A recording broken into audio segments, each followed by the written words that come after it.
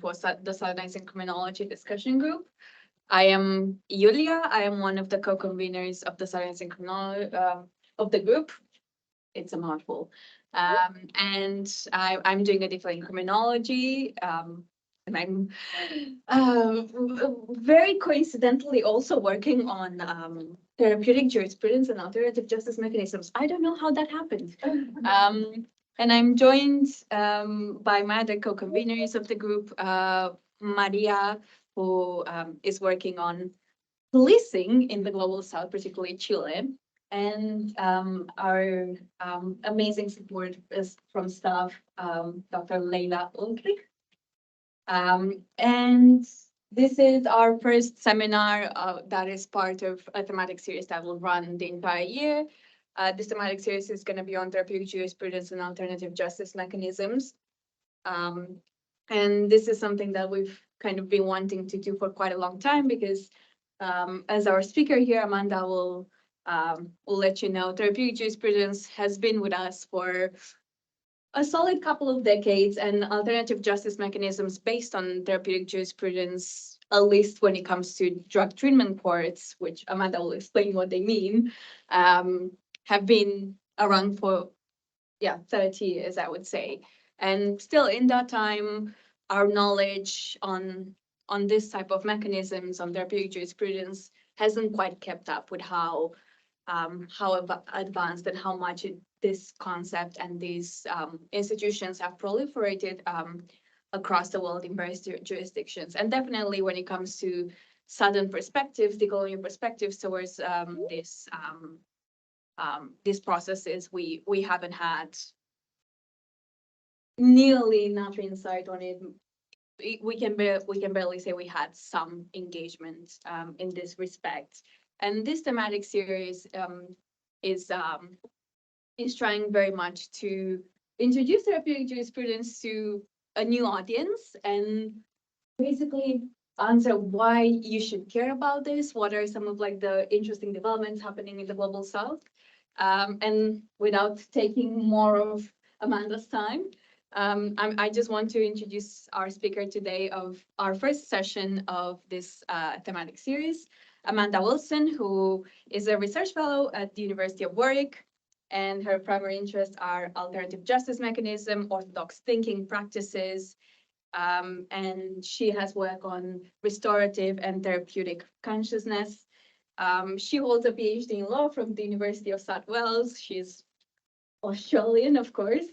And she's been on the Global Advisory Council of the International Society for Therapeutic Jurisprudence and has convened basically the only module, the only course in Australia on therapeutic jurisprudence. So you can see how underdeveloped this field is, despite years and years of practice. And she has recently contributed to an amazing book edited by Anna Liberti and Enrique Carvalho. Yeah, perfect. On Decolonizing the Criminal Question, Colonial Legacies, Contemporary Problems. Thank you so much, Amanda. Welcome to our group at Oxford. Thank you. Thank you for that very, very warm welcome. And I just apologise in advance for the Windows request, but I've got some health vulnerabilities, so fresh air is important for me. But it also serves a dual purpose. It means you won't fall asleep as I carry on in the presentation. So good afternoon, everyone. It's a real pleasure to be here, and I'd like to say thanks very much to Yulia for inviting me to be here. And also for the Faculty of Law for hosting me. And I'm especially excited about this new thematic stream that you have, therapeutic jurisprudence and alternative justice mechanisms. And really honoured to be the first speaker in that series. So thank you very much. Now I'm going to assume that perhaps not everyone is very good. Okay, just please make sure you mute it. I can mute them. I'm going to assume that is familiar with therapeutic jurisprudence. So I'm going to start off by sort of introducing that a little bit, and then I'll get into the sort of more substantive issues of the paper. Now, therapeutic jurisprudence is quite a tongue twister. Try saying it 5 times really fast. I dare you. But jokes aside, I think it's really important that the field, criminology, criminal justice more broadly, engage with it. And historically, as Julia said, this has not been the case. Indeed, something that's really always been of interest to me is why that's the case. Why does it seem to sort of pale in comparison to sort of conventional criminal justice thinking and practices, but also other alternative justice mechanisms? Most notably restorative justice, which seems to get more attention. And this paling in comparison is true in terms of the extent of its theoretical development. It's what we might call evidence-based, it's empirical evidence-based, but also its practical application. So if you asked a bunch of people about therapeutic jurisprudence in the criminal justice system, you're probably going to have a lot of blank faces, whereas if you ask about restorative justice, people go, oh yeah, we know about that. Now, it's also true in terms of critical engagement, and this is really where my intervention has been in therapeutic jurisprudence and criminal justice. In fact, there's very curiously little engagement with therapeutic jurisprudence from critical criminal justice scholars and criminologists. And again, that's compared to things like restorative justice, but also other areas. So we've seen quite a boom in border criminology and criminology and studies of the carceral complex more broadly. And I note this not because those aren't important sites for critical study. On the contrary, they most certainly are. But I note it because I think therapeutic jurisprudence has both not received the critical attention it warrants, but also that there's potentially something imminent to it that, if properly developed, is something that we might want to take seriously. I'll come to that towards the end. So in the first part of the paper, I'm going to explore the relation between therapeutic jurisprudence and criminal justice. And then in the second part, I'm going to bring in the decolonial question. I'll be flagging some concerns about colonial legacies of therapeutic jurisprudence before opening it up to the floor for what I hope will be a lively and engaging discussion. So now to the paper, and first a bit of orienteering, as I said. So what exactly is this thing called therapeutic jurisprudence? Well, disagreements within the field aside, it's generally understood as a lens through which to examine law and its effects. And accordingly, the most favoured definition is that therapeutic jurisprudence is, and I quote, the study of the role of law as a therapeutic agent. But as I've argued elsewhere, this doesn't really capture all the forms of life that TJ takes on. And in fact, we should be understanding it as having sort of 3 core interrelated dimensions. So the first dimension is a philosophical one, and this connotes its kind of normative orientations, assumptions, and ideals. So briefly and in simplified terms, it views law as a social force capable of producing behaviours and consequences that can be therapeutic, anti-therapeutic, or neutral. And it advocates that we should be aware of and receptive to the impact of these consequences on well-being. Now, from here, it suggests that consideration be given to how the law might be able to be reformed or applied more therapeutically. That is, in ways that maximise therapeutic impacts and minimise anti-therapeutic impacts. Now, it suggests this provided that those suggested alternatives don't trump other fundamental justice concerns, due process and so forth. Now, the empirical dimension is really important, and it connotes both the study of therapeutic and or anti-therapeutic and or neutral consequences of the law, but it also connotes the kind of drawing on empirical insights from the social sciences, in particular from behavioral cognitive psychology, and see how those insights might be able to be applied to law in order to maximize therapeutic effects. Now, the third dimension, the practical dimension, is where the philosophical dimension and the empirical dimension, the products of that empirical dimension come together into practice. And drug courts are an example of that, and I'll speak to that in a little bit. So that's a kind of very general overview of therapeutic jurisprudence. But what about therapeutic jurisprudence in relation to criminal justice? Well, that relation dates back to the early 1990s, when one of the founders of TJ, David Wexler, first explored how we could harness what he referred to as the therapeutic power of the criminal law. And applications of TJ in criminal justice were then developed in response to some of the well-rehearsed failures of conventional Western criminal justice thinking and practices. So things like rising imprisonment rates, high rates of recidivism, and other problems stemming from conventional approaches to wrongdoing. In particular, there was an emphasis on the limits of adversarial processes as well. And that's why TJ is often described as an alternative or sometimes an innovative justice mechanism. And it's because its practical application, problem-solving courts like drug courts being the most widely recognized example, they offer different ways of doing or approaching justice.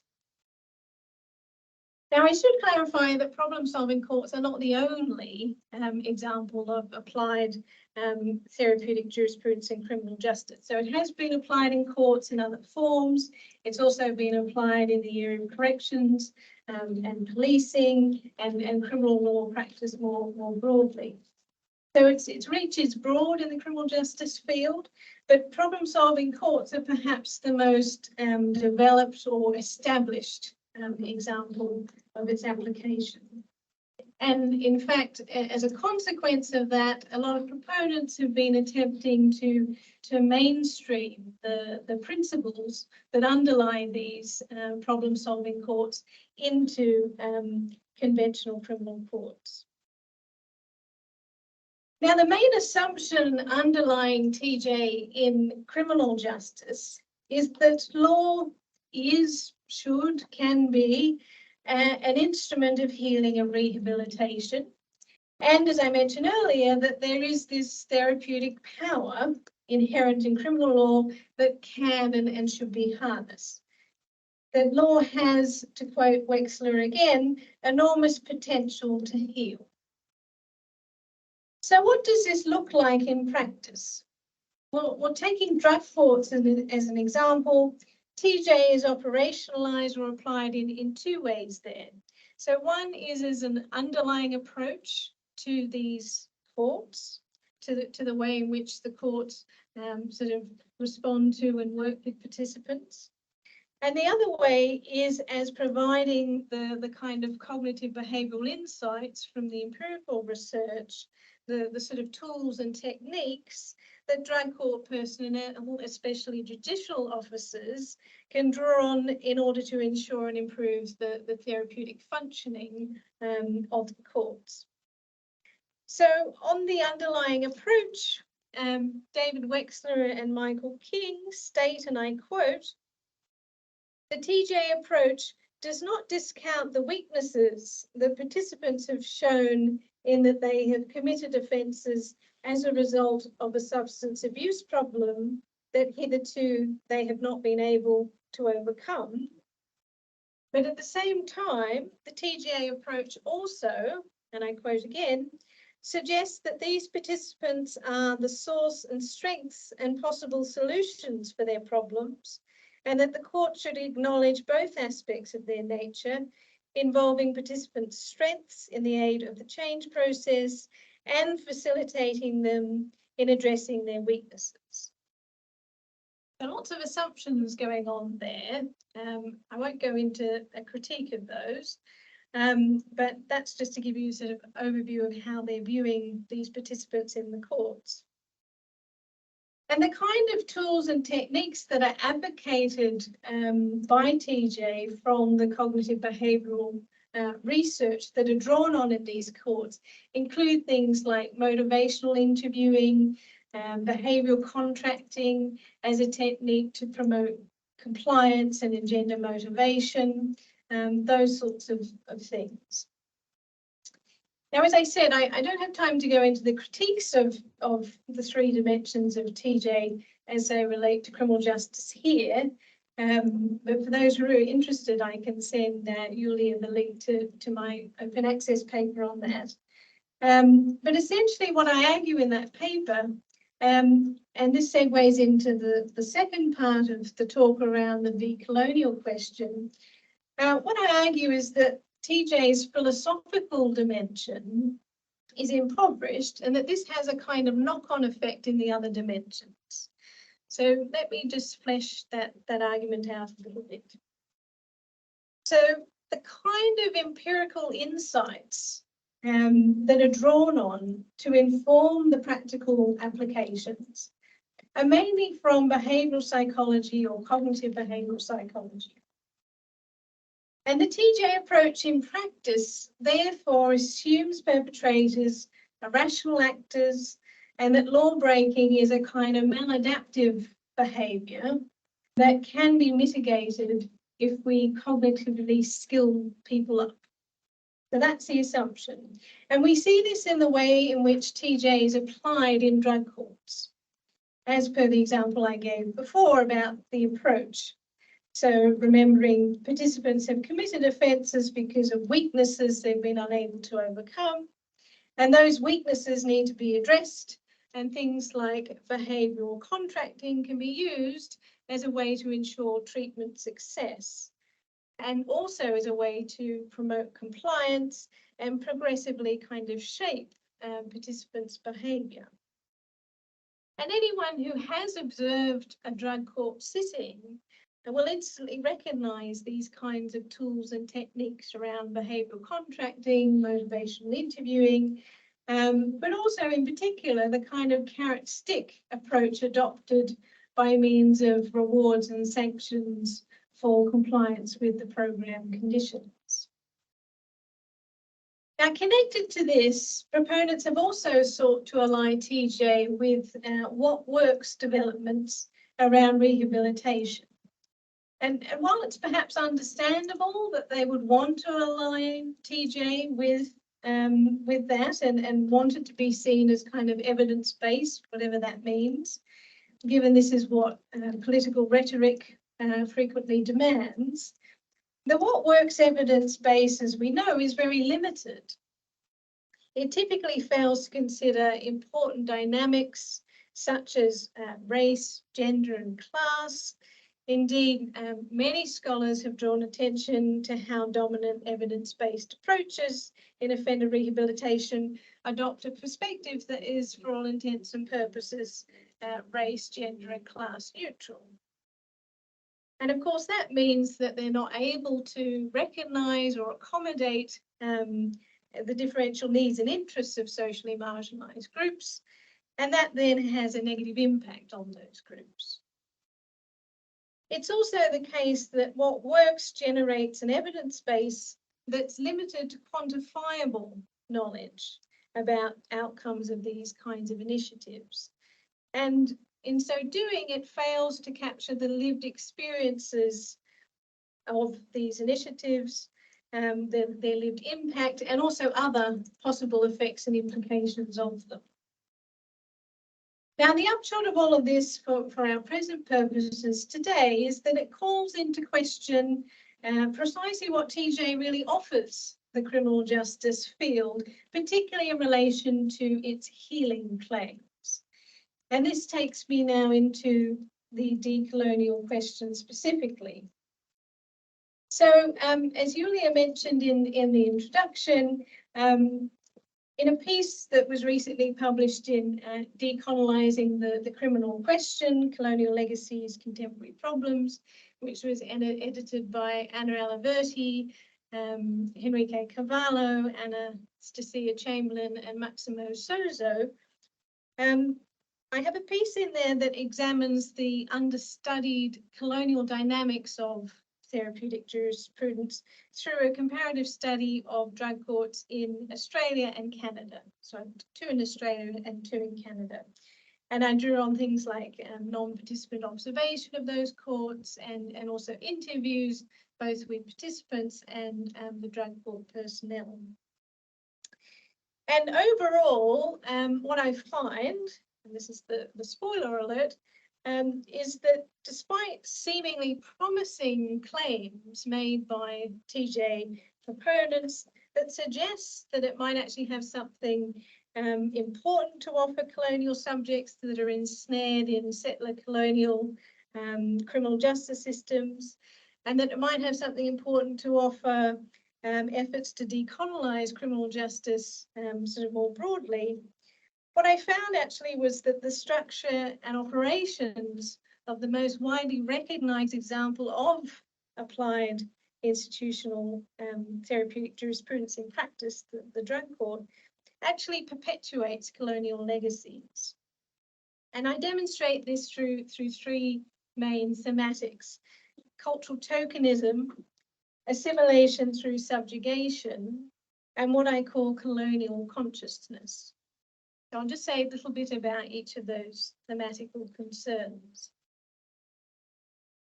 So with regard to cultural tokenism, many drug court personnel said in interviews that they thought the court was culturally sensitive or responsive. But as we delved deeper into that, what was found was that that was actually quite tokenistic, really.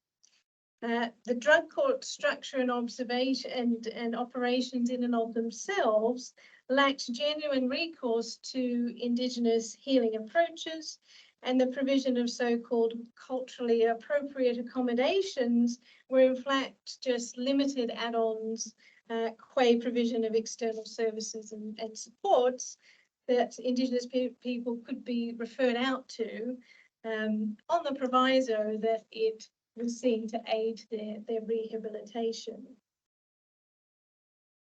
The other thing that was found was that the onus was always on the participant to express an interest in reaching out to culture, and that they had to get the support of a relevant person from the drug court team in order to gain access to these.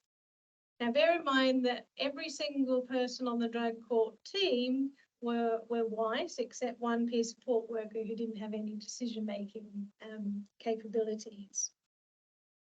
And so this is quite a tall order for an Indigenous participant, considering that drug courts are coercive. Punishment is a ubiquitous feature of these courts. Stints of time in prison, but also things like community service and other sanctions are typically used. But it's also in the background of these courts in that people have been diverted from imprisonment into these treatments. So it's always kind of sort of lingering in the background for participants that if they don't comply, they'll go to prison, basically. The other reason I think it's a tall order is because historically, Indigenous peoples have been denied and indeed punished for reaching out to their cultural practices. It's particularly the case in Australia and Canada. Our culture was also found to be commodified. So its value was conditional on the extent to which it was able to kind of bolster or contribute to the values and mandates of a program that was designed by and for white men, basically. And the tokenistic ways in which culture is drawn on demonstrates that culture is only mobilized if it's able to serve the therapeutic interests of the dominant culture. If this can't be demonstrated, access to it is denied. And on this basis, I argue in the paper that the charge of propagating the colonial legacy of cultural suppression looms large. Now, I won't go into the theme of assimilation through subjugation too much, but there basically the findings draw attention to a sort of uncomfortable synergy or parallel between the ways in which drug courts structure and surveil the lives of Indigenous participants in those courts and the colonial intrusions that Indigenous people were subject to through colonisation. So restricting movements, regulating relationships, controlling employment, forcibly removing children from families, stamping out culture, attempting to civilize through assimilation. These are all things that drug courts do to participants. And they are all enduring legacies of colonialism.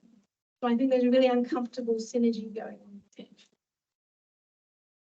The final theme of colonial consciousness looked at how colonial ways of thinking or colonizer consciousness creeps into the way that drug courts perceive and interact with Indigenous participants. And this was picked up in the observations, but also in the interviews and the pre-court meetings, which I also attended. So some people made sort of blatantly racist remarks about the appearance of Indigenous participants and their capacities. So one person said about a woman, she's not obviously Aboriginal. Another said to me, some of them don't even speak English, amazingly. So comments like this. But there was also a protectionist / saviour colonial mentality evident with some of the personnel in the courts. For instance, one judicial officer said of a woman who had quite a difficult family situation, he said, and I quote, "She needs new parents, a new partner." Perhaps the most unsettling thing I heard actually came disturbingly from the head of one of the drug court programs, the program manager. And she blamed Indigenous people's reluctance to participate in alternative programs like drug for their overrepresentation in prison. And she said, and I quote, "It's just easier to go to jail, which is why we have such a high incarceration rate, because they're welcome to do any of our programs, but a lot of them elect not to." That's a disturbing thought there. There was also another kind of colonial consciousness at play that in some respects we could see is more progressive. And that was a sort of an acute conscious awareness among most, though obviously not all personnel, about the impacts of colonisation on the lives of Indigenous participants. So, for example, many mentioned trauma, fear of losing custody of children, marginalisation, things like that. And some even mentioned the residential schools in Canada. So, although cumulative and compounding disadvantage was recognised, it's interesting to note that all but one of the drug court personnel that I interviewed could see or offer a way forward. And the one who did suggested that drug courts could be more responsive to Indigenous needs and interests. And this is what he said. I'll read out the quote. He said, "The grief which Aboriginal people are going through hasn't been looked at. The addiction, which is related to the Aboriginal people, we have to understand it in the context of colonisation too. We need to start from that perspective. What are their needs? Have we had some reconciliation or not? Have they got a chance of grieving? And have we been allowed to serve them within their way of understanding what treatment should be like, rather than treating them with the medical model? How do we integrate their spirituality within the service we provide? Is the staff reflective of the different populations? No, it's not. So these key thematic findings on colonial dynamics and legacies, combined with TJ's very narrow conceptions of well-being and healing that are really incompatible with Indigenous conceptions, or at least they show very little compatibility. These things combined cast a very long shadow of doubt over the extent to which TJ can either maximise well-being and contribute to healing for Indigenous persons, or assist in the development of legal reforms designed to attend to systemic issues that contribute to the overrepresentation of Indigenous persons in post-colonial criminal justice systems. Now, if the latter were true, if TJ was able to respond to these systemic issues and it really took that seriously, as Nigel Stobbs has suggested it does, then one would expect there to be at least some kind of gesture, either in its theory or in the kind of empirical work it draws on, or its practice, towards emancipation and or social political transformation. Yet, in the most well-known institutional setting for TJ, I have not found any evidence of such a gesture. On the contrary, what I instead found was that in this setting compounds the marginalisation and oppression of Indigenous people, a finding that I think should be of concern to both TJ advocates, practitioners, proponents and scholars, as well as criminologists and critical criminal justice scholars.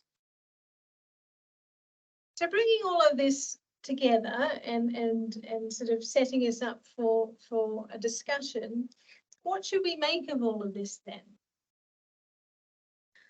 On the basis of the imminent critique of TJ and its relation to criminal justice and the empirical research I've undertaken, which I sort of briefly touched on, presently at least, I don't think that decolonization of therapeutic jurisprudence is likely. I don't think that because until its proponents are prepared to adequately develop TJ on the level of theory, and to part with what is an apolitical kind of a standpoint, or perhaps best seemingly apolitical. For I would suggest that bending the knee to the status quo is a political standpoint. So until proponents are prepared to do away with that apolitical standpoint and to develop TJ differently, I think decolonial projects in TJ will reach an inevitable impasse. That said, I don't think this necessitates that we must throw the baby out with the bathwater. I started this paper by drawing attention to the fact that TJ warrants critical scrutiny and that it's not received the critical attention it deserves. But recall that I also said that there might be something imminent to it worth developing. And while decolonizing TJ is, given present circumstances, I think unlikely, it's not impossible. To do so would require a radical reconstruction of its philosophical, empirical, and practical dimensions. And if it were able to do that, this then invites a further question. What could TJ hope to achieve if it did do that? And that's still very much an open question, and I certainly am not placed to give an answer to that. But I think part of an answer, or perhaps part of a direction to an answer, could lie in some of the work that Julia and others have done on the healing to wellness courts, what Justice Fliesaway and Justice Garrow have termed therapeutic jurisprudence plus. And I will be putting emphasis on the plus and what that adds.